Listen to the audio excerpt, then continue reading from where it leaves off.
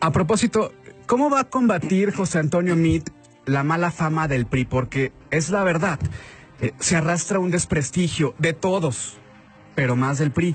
Y si bien José Antonio Meade no milita en ese partido, pues sí compite por él y lo tiene que defender. Mira. Íbamos en su pick-up, se le ponchó la llanta, el Pato tenía la pierna rota, íbamos con Augusto Gómez Villanueva, ya que le tocó empujar la pick-up es a mí. Ah, caray. Por lo que sí nos conocemos de hace mucho tiempo, y me tocó empujar su pick-up. ¿Y eso lo podría hacer sentirse confiado en esta aspiración? Lo podría hacer.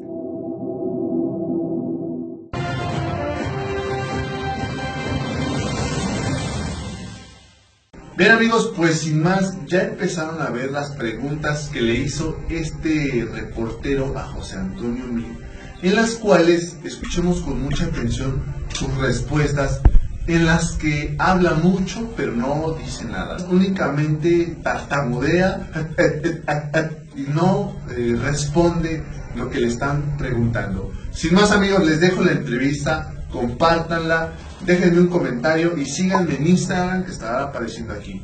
Vamos a ver el video. Precandidato del PRI a presidente de la República, José Antonio Meade, ¿cómo está? Muy buenos días. Muy contento de estar acá, de desearte a ti y a quien nos está escuchando un feliz año. ¿Ya conocí Aguascalientes? Ya lo conocía varias veces en mis diferentes, no solamente en mis diferentes espacios públicos, sino incluso privados. La abuela de mi esposa nació aquí en Aguascalientes, entonces hay raíces familiares, se le tiene aprecio, afecto, y hemos estado en el estado varias veces por razones personales y profesionales. ¿Qué le gusta de Aguascalientes? Bueno, a ver, empezando por la feria, por su gente, porque es un estado que representa lo que quisiéramos ver en el resto del país. Es un estado que crece, que genera inversión, que genera empleo. Es un estado que preserva sus espacios de seguridad y que tenemos que seguirlos preservando. Es un estadio de tradiciones, de afectos, con una clase política además con la que yo he trabajado mucho tiempo. José Antonio Meade, ¿conoce las necesidades de Aguascalientes? Mira, sí, en sus diferentes vertientes. Aquí estuvimos cuando era secretario de Desarrollo Social, nos tocó hacer trabajo con adultos mayores, nos tocó hacer trabajo en materia de educación, en materia de salud. Vemos algunos elementos en donde hay preocupación hoy, preocupación que tiene que ver desde el incremento en el nacimiento y en los embarazos adolescentes. Vemos preocupación en algunos indicadores de seguridad que muestran algún deterioro, extorsiones y secuestros fundamentalmente. Vemos un espacio de desaceleración que tenemos que cuidar, pero en términos generales vemos un estado que está creciendo bien, que está generando empleo, que en medio de una vecindad complicada sigue preservando su espacio de seguridad y vale la pena que sigamos trabajando para lograrlo y para cuidarlo.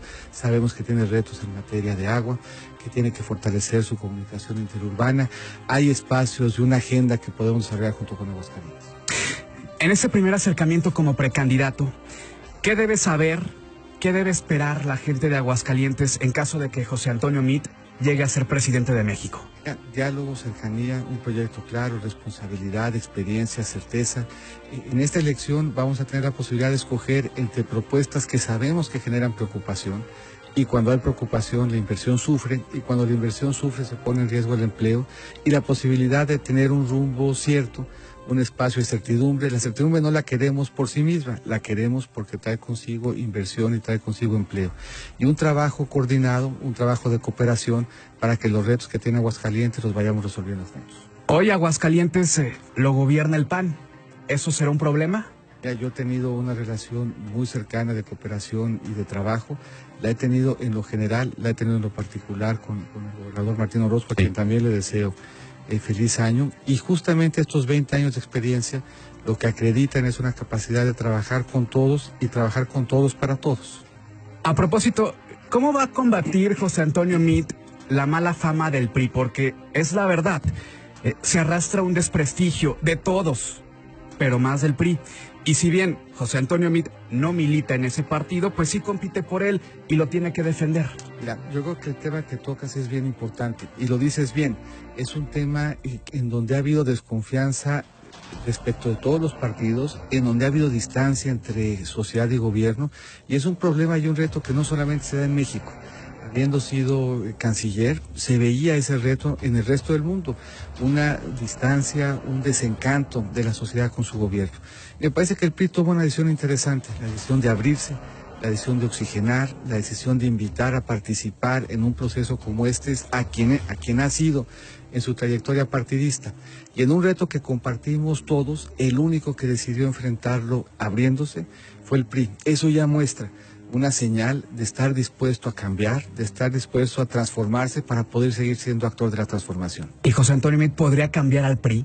Mira, cada espacio que hemos tenido de diálogo compartido, y déjame dar un paso atrás, el primero que quiere un cambio es el militante priista.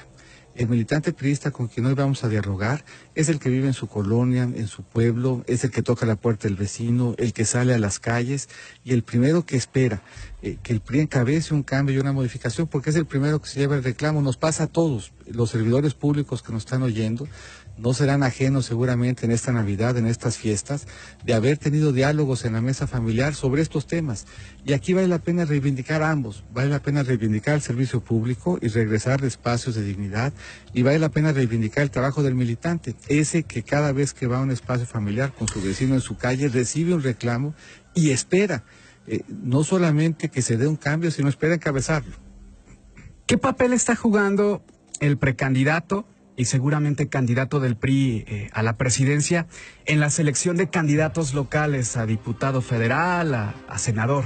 Este es un espacio de definición que se da sobre todo en los órganos del partido, tanto los órganos del partido local como en los órganos del partido federal. ¿No lleva mano? No lleva mano. Nada. Son los procesos, son los diálogos, es la militancia, son las dirigencias, son las estructuras del partido. Tiene algunos conocidos aquí en Aguascalientes que están levantando la mano. Todos, y eso me parece muy bien, porque eso quiere decir que hay esperanza, que hay deseos de participación, que hay ánimo y certeza en que podemos ser una alternativa competitiva.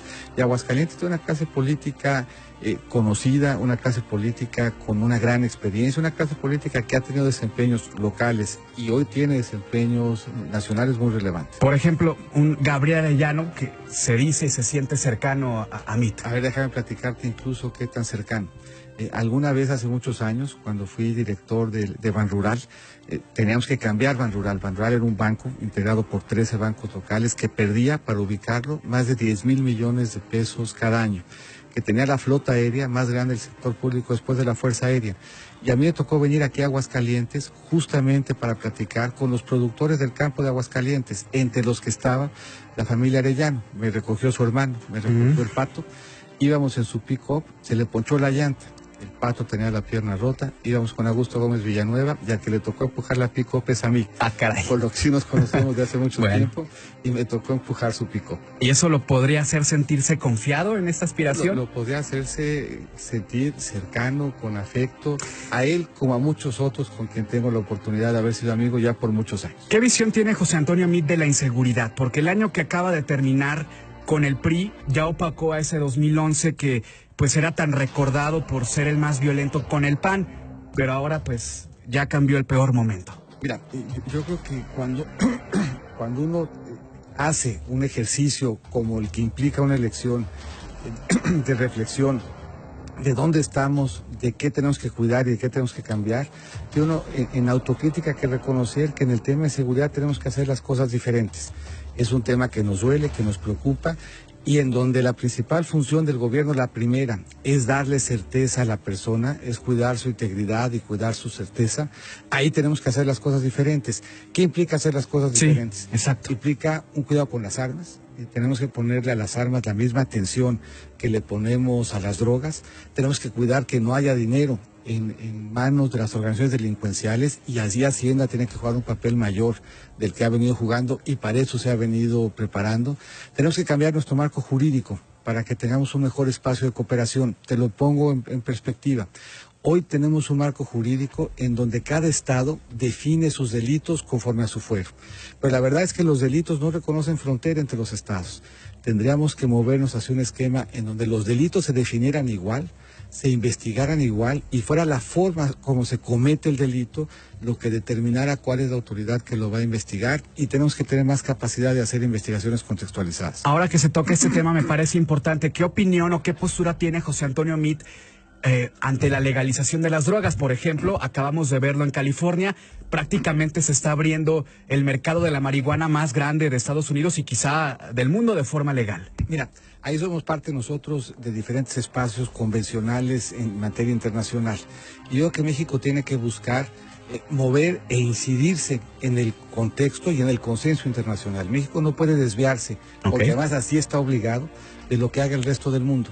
Tiene que participar en esos debates, tiene que motivarlos, tiene que empujarlos, y una vez que los debates se vayan resolviendo, tiene que acatar lo que en materia convencional se resuelve en las instancias globales. Siguiendo con el tema de la seguridad, seguramente ya lo escuchó, ya le platicó su equipo de prensa, parte de las declaraciones ayer de López Obrador, diciendo que en 3 años acaba con narco y con delincuencia. ¿José Antonio Meade lo podría hacer antes? Mira, yo creo que es absolutamente maniqueo, y la gente que nos está escuchando lo sabe, el que le ponga un alto a un problema que hoy sigue retando a todas las autoridades del mundo, y las ha retado por muchas décadas. Es un problema que tenemos que enfrentar distinto, que tenemos que encauzar de mejor manera, que tenemos que ir resolviendo de manera diferente. Pero frente a un reto global, en donde no hay una sola jurisdicción que lo haya podido erradicar, aun cuando hay muchas que han podido hacer un mejor trabajo que nosotros, y de ellas también podemos aprender, pero esto tiene que ser un ejercicio donde las propuestas sean serias. ¿Diría que es una locura? Razonables. Yo creo que lo diría quien nos está escuchando. Cualquiera que tenga algún grado de conocimiento en el tema sabe que es un reto que tenemos, que tienen todas las jurisdicciones, que tenemos que enfrentar combinando políticas públicas en materia de salud, políticas públicas en materia de investigación, que tenemos que cambiar la forma como lo estamos enfrentando desde nuestro marco de ley, pero sabemos también que es un reto que su magnitud y por su persistencia no implica la posibilidad de que se abata, sí de que se disminuya sustancialmente, sí de que deje de ser un riesgo que nos genere violencia, pero no es un tema que vaya a desaparecer. ¿Amnistía? Es una terrible idea. A ver, lo que México pide hoy, lo que México clama, lo que escuchamos en cada espacio de diálogo que tenemos, es combate a la impunidad, y una propuesta que tenga al centro la impunidad para quienes más han dañado el tejido social, para quienes nos han lastimado en lo más profundo de la familia, para quienes no se han tentado el corazón para acabar incluso con vidas. No puede ser más que el Estado de Derecho y no la impunidad lo que prive al centro de nuestras propuestas. Viendo el panorama amplio y objetivamente, hoy por hoy las encuestas ponen a José Antonio Meade en un tercer lugar, debajo de primero López Obrador y Morena, y luego Ricardo Anaya y el PAN. Y además con un problema, pareciera difícil, que José Antonio Meade no es de todos conocido, incluso hasta el apellido podría ser un conflicto pronunciar para algunas personas. ¿Le va a alcanzar el tiempo?